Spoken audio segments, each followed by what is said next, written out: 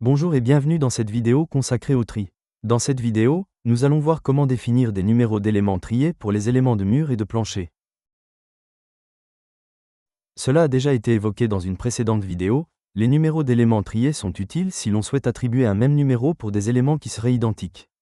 Si deux éléments sont strictement identiques, mais qu'ils n'appartiennent pas au même mur ou au même plancher, ils reçoivent quand même un même numéro. Il est ainsi possible de savoir combien d'éléments identiques fabriquer. Lors de la création d'un joint d'éléments de mur ou de plancher, vous pouvez définir les propriétés du numéro des éléments. Vous pouvez revenir dessus à tout moment en appelant la fonction « Nouvelle numérotation »,« Modification » présente sous le menu Système, « Classement d'éléments ». On retrouve la même fonction dans les environnements dits murs et dits planchers.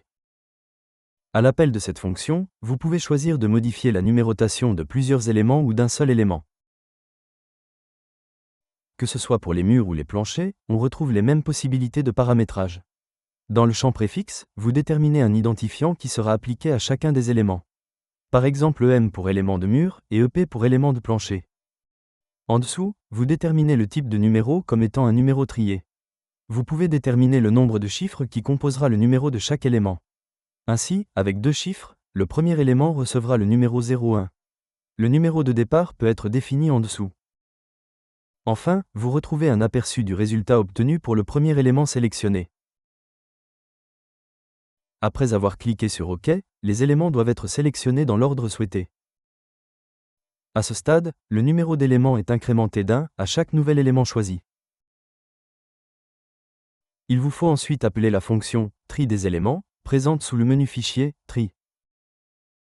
Le tri est réalisé dans tout le fichier et pour tous les éléments, indépendamment de l'environnement dans lequel on se situe. Ainsi, l'on retrouve des éléments de mur identiques dans différents étages.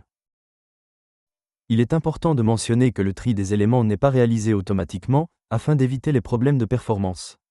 Il doit donc être rappelé si vous modifiez certains éléments.